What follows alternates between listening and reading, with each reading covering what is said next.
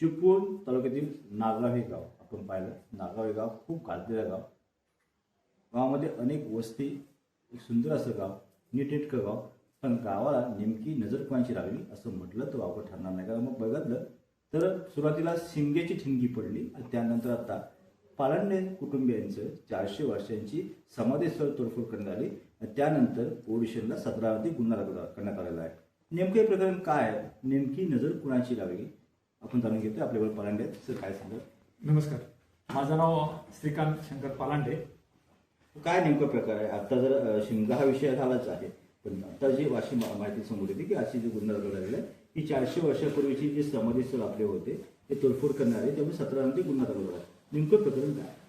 ह्या घटनेला सुरुवात अशी झाली की 2006 पासून 2024 पर्यंत आमचं गाव शांततेत नांदत होतं, गोण्या गोविंदात नांदत होतं.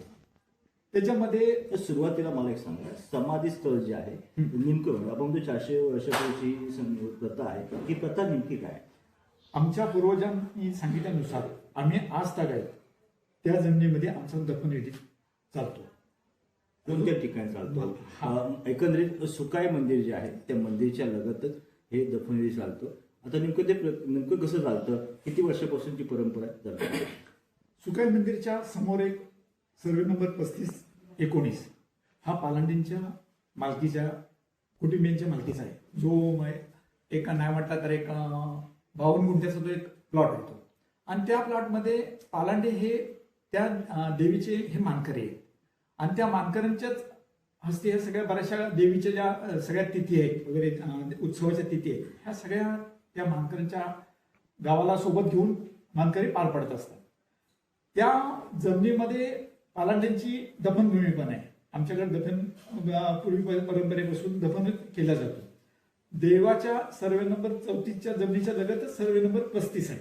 सर्वे नंबर 35 मध्ये पालांडीच्या दफनभूमीतला पिढीतला एक माणूस देवाच्या एक 5 फुटाच्या अंतरावर दफन केला जातो. पुढीतला जो पिढीमधला जो मोठा माणूस असेल तो.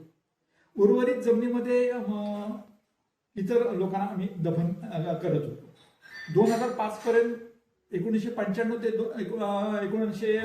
2005 पर्यंत गावामध्ये असाच वादन निर्माण झाला. तर आम्ही पालांडे कुटुंबीय 1905 ते 2005 वादन निर्माण झालं. हा 1995 असं गावामध्ये किरकोळ ह्या कशावरून वाद निर्माण झाले? रस्ते पायवाटा कुठे बंद करणं याचं ते कोणी नेमकी वाद सुरू केली? गावात ठराविक शेतकऱ्यांनी. नाही तुम्ही नावं घ्या, चिरकून बोलू नका. काय नेमकं सांगा? अस्तित्वाच्या लढाईसाठी उगाच गावात बिझनेस करण्यासाठी 1996 पासून गावात 2 पार्ट्या सुरू झाल्या. 2 पार्टी म्हणजे नेमके कोणत्या पार्टी? नावं स्पष्ट सांगा. 2 पार्टी नाही, त्याच्यात दोन्ही पार्ट्यामध्ये मिक्स कसे होते. काही कुंभार समाजातली माणसं होती, काही कुणबी समाजातली माणसं होती. एकमुखी कुंभार समाज, एकमुखी कुणबी समाज असा नव्हता. काही माणसं कुंभार समाजातली होती, काही माणसं कुणबी समाजातली होती. 2 विचारांच्यावरून भांडण सुरू झालं. 1996 गावात पहिल्यांदा भांडण सुरू झालं. पहिले भांडण कशावर? काही नाही, अधिकारावर. कुठला अधिकार? कसलं काय? गावात जे चालवलं परंपरा, जे पालांडे सगळे बघतायत ना, ह्या पालांड्यांपेक्षा आम्ही का बघायचं नाही? आम्ही कोण नाही काय, आम्हाला अधिकार पाहिजे. मग हे कोण लागून गेले या संदर्भात हे सगळे वादंग सुरू झाले. 1996 ते 1998 पर्यंत आम्ही परत कोर्ट कचेरीमध्ये अडकलो. आमची दफनभूमी होती. हा, तिथे आम्ही शेवटचं दफन 1996 केलं दत्ताराम बाबाजी पालांडे यांचं.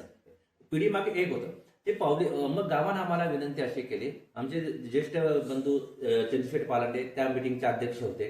हा, त्यांच्याकडे गावाल्याने अशी विनंती केली, चंद्रशेठ तुम्ही आमचं जरा एक अजून विनंती आहे की ऐका. त्यावेळी आमचे दोन्ही बाबा पण असायचे, पण मिटिंगला ते नव्हते. मिटिंग चंद्रशेठच हँडल करायचे की जे पावली लगत तुम्ही दफन एक करता, पिढी मागे एक पावली मागे पिढी मागे एक जे दफन करता, हा, ती दफन प्रथा आम्ही तुम्हाला विनंती करतो ती दफन प्रथा थांबवा.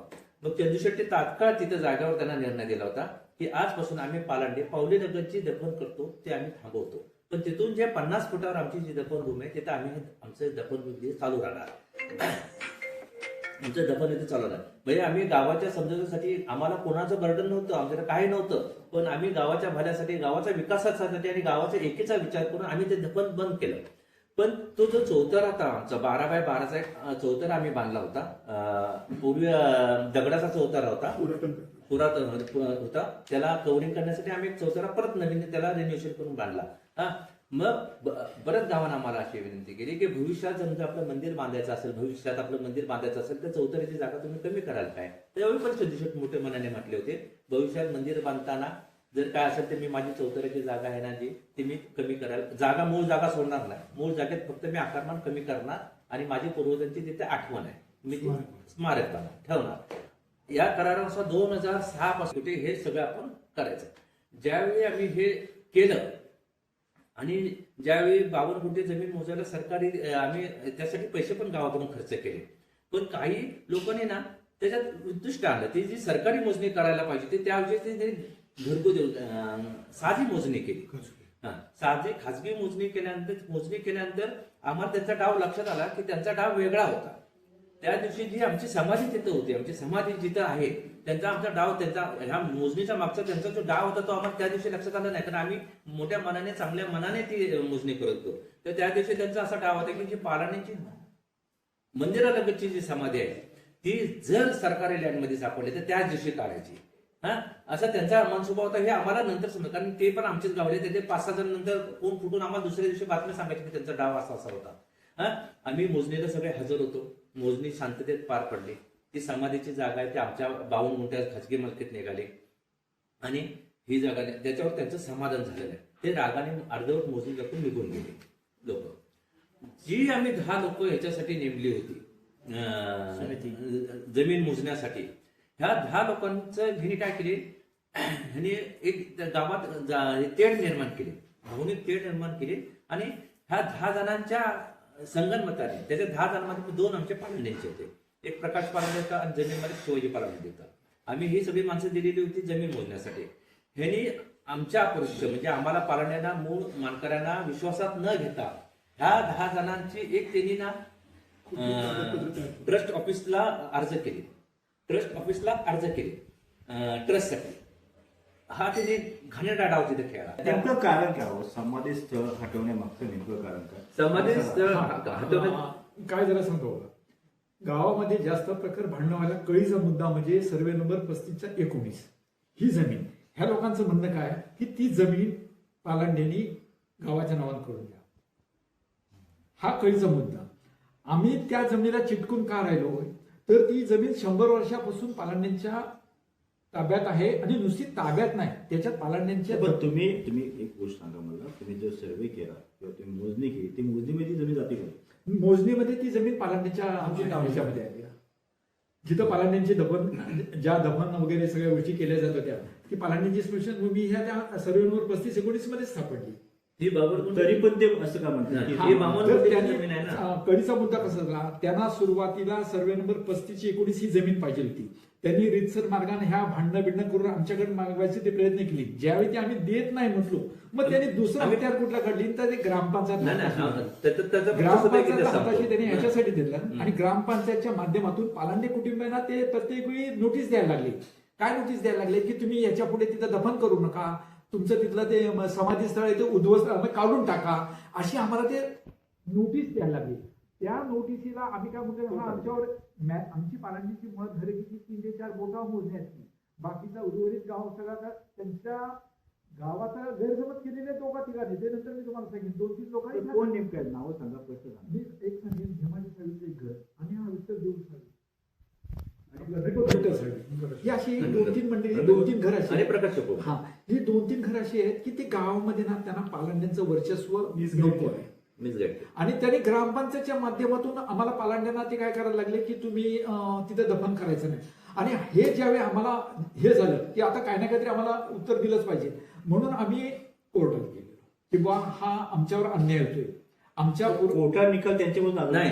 आता कोर्टाचा निकाल सुद्धा कोर्टात आम्ही कोर्टात कशासाठी मागायला गेलो की ग्रामपंचायत आम्हाला सांगते की ते उद्ध्वस्त करा, तिथं करू नका, म्हणून आमच्यावर ही ग्रामपंचायत जे बोधरेशन आणि बर्डन करते ते नकोसाठी आम्ही ग्रामपंचायत ह्याच्याकडे गेलेलो, कोर्टात गेलो.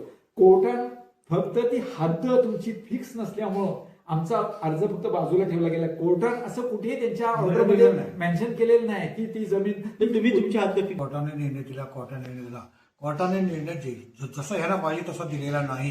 त्यांनी असं उलटा ताते भासवतात की आम्हाला कोर्टाने हे असा निर्णय दिलेला आहे, म्हणून त्याच्याकरता कोर्ट आम्ही विचारलं, कोर्टात आम्ही वकिला विचारलं, बरोबर वकील म्हणजे तसं ह्या स्पष्ट करून लिहिलेच नाही.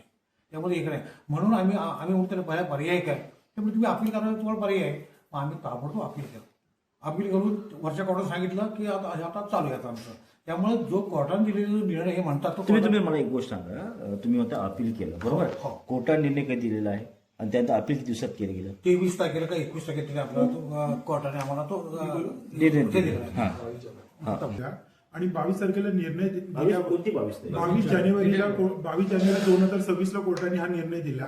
22 जानेवारी 2026चा कोर्टाचा निर्णय यांच्याप्रमाणे आमच्या विरुद्ध दिलाय असं त्यांचं म्हणणं आहे. पण तो विरुद्ध तुम्ही अपीलमध्ये कधी गेला? तो नाही सांगतो निसर्वे, तो विरुद्ध दिलेला नाहीये निर्णय.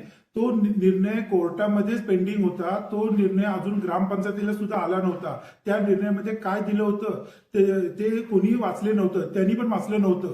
आणि त्यांनी दुसऱ्या दिवशी सकाळी पहाटे 6 वाजता आमची स्मशानभूमी, पवित्र स्मशानभूमी दफन समाधी व हे ती तोडण्याचा त्यांनी सकाळी 6 वाजता, मी तर असं म्हणतोय बिन आंघोळीचे आले होते तिथे, आणि त्यांनी ते तोडायचा प्रयत्न केले सकाळी 6 वाजता. त्यावरती माझ्या काकांनी, घनश्याम पालांडेंनी संबंधित प्रशासकीय अधिकारी घाग मॅडम आहेत, तर त्यांना विचारलं फोन करून, मॅडम ही कारवाई तुम्ही करताय की हे करताय? तर मॅडम बोलले ह्या कारवाईशी माझा काही संबंध नाहीये. तशा मॅडमच्या स्टेटमेंट सुद्धा police station, SP office, DySP office यांना सर्वांना आहेत. आणि त्या ह्याच्यावरती ह्या लोकांनी सर्व हे केलं. तसं निसारबाईंनी आता माझ्या काकांना प्रश्न विचारला, तुम्ही हे रोखलं का नाही?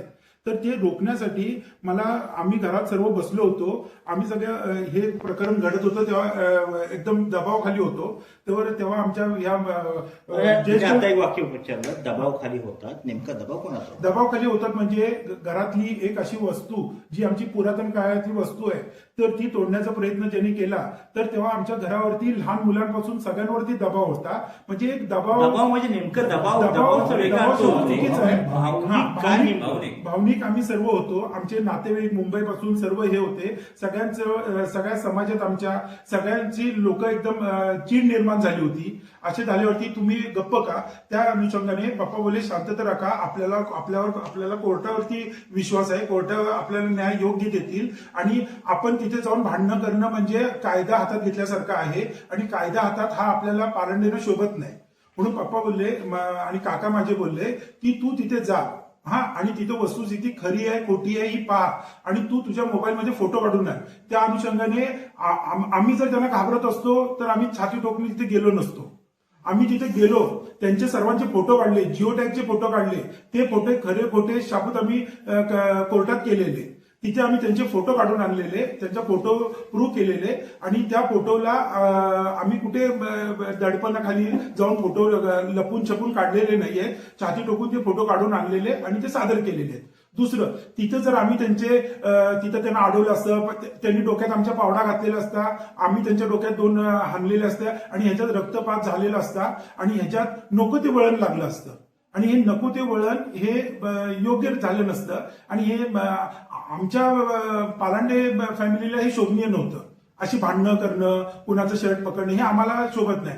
पहिल्यापासून आमचं पप्पा सांगतायत सगळं संयमाने हे होतं. आज ही लोक आमच्याशी भांडतायत, उद्या आमच्या मांडीला मांडी लावून पण बसतील, पण आम्ही आज त्यांची डोकी का फोडायची? असा एक प्रश्न होतो. कारण आज भविष्यात आमच्या मांडीला मांडी लावून बसणारा माणूस आहे. निसर्ग अर्थ असा होतो की समाधीस्थळ तुमचं आहे, तुमच्या पूर्वांचं समाधीस्थळ आहे, मग ते तोडताना तुम्ही गप्प घालता. हा मुद्दा एक गोष्ट. आम्हाला कोर्टावरती न्याय होता आणि आम्हाला कायदा हातात घ्यायचा नव्हता. आणि आम्हाला कळत होतं की तिथे जे 40 जण जमले होते, ही 40 जणांची डोकी नाही, त्यातली 2-3 डोकी आहे. नेमकी कोणाची? ते आता काकांनी माझ्या नावं सांगितली तर ती आम्ही नेमकी डोकी सांगायची म्हणजे आता जी गुन्हे झालेत ना, तीच सगळी डोकी, ती 17 लोकच. असे माहिती करते की प्रकाश चिपळूणकर ह्या लोकांना गाव हे निसरबाई हे आता काकांनी सांगितल्याप्रमाणे 2026 पासून हे सुरू झालं. तर एक आम्हाला असा पण संशय येतो की हे आपलं फडणवीस सरकार आहे, त्या फडणवीस सरकारने एक नवीन नियम काढला की तुमचा ग्रामपंचायत सरपंच हा थेट जनतेतून निवडून यायचं. तेव्हापासून संशय असा येतो, तेव्हापासून प्रकाश चिपळूणकरांच्या डोक्यात काहीतरी वेगळं चाल चालली आहे की ह्याच्यामध्ये पालांडेंचं लोकमत, पालांडेंचं बहुमत, हे गावशी चांगलं आहे, नाळी चांगली जमली होती. इतक्या वर्ष आमच्या आजोबांपासून पंजोबांपासून आम्ही गाव चालवतोय, याच्याशी आमची जवळीक चांगली होती, लोकांच्या याच्यात जवळीक होती. तर चुकून करणं हे आम्हाला एक, मला असं वाटतं वैयक्तिक, त्यांना हे बघवत नव्हतं.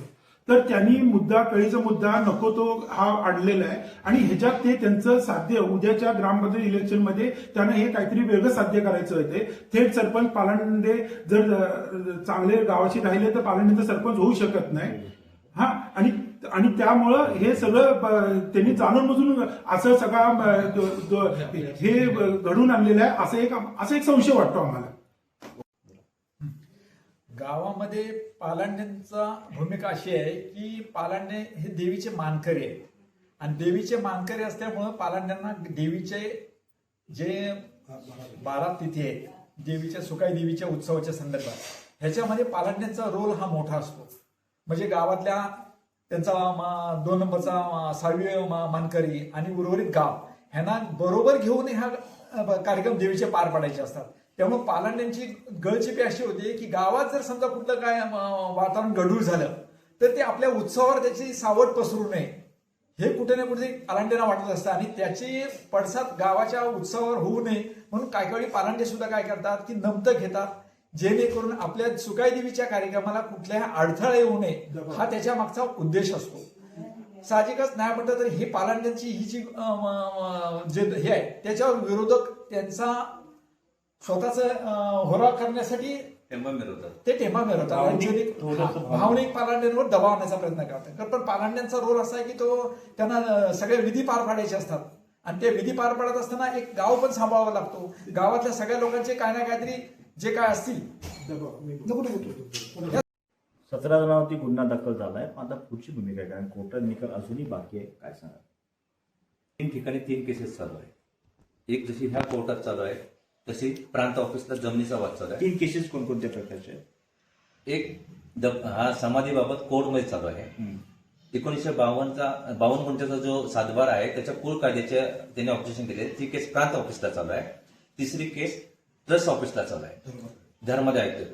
तिन्ही ठिकाणी आम्ही न्यायासाठी भांडत आहोत आणि तिन्ही ठिकाणी येणारा न्याय हाच आम्हाला मान्य आहे, कारण आम्ही लोकांचे प्रत्येक समजून न्याय जर तसा मिळाला नाही तर पालांडे कुटुंबियांची पुढची भूमिका असेल. नाही, न्याय मिळाला ना न मिळण्याचा संबंधच येत नाही. जो कोण न्याय देईल तो आम्हाला मान्यच आहे.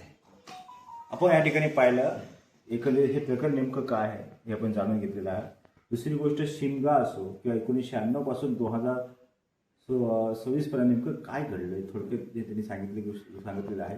तिसरी गोष्ट समाधीसह त्यानंतर ते कोर्टातला वाद, हे साऱ्या गोष्टी समोर आलेल्या आहेत. आता मात्र निवडणूक आलेल्या आहेत, निवडणुकीत वातावरण पूर्ण तापणार आहे. आता नेमकं पुढे काय होणार आहे पाहणं तितकंच गरजेचं आहे. कॅमेरामॅन साहसिक नवराष्ट्र चिपळूण.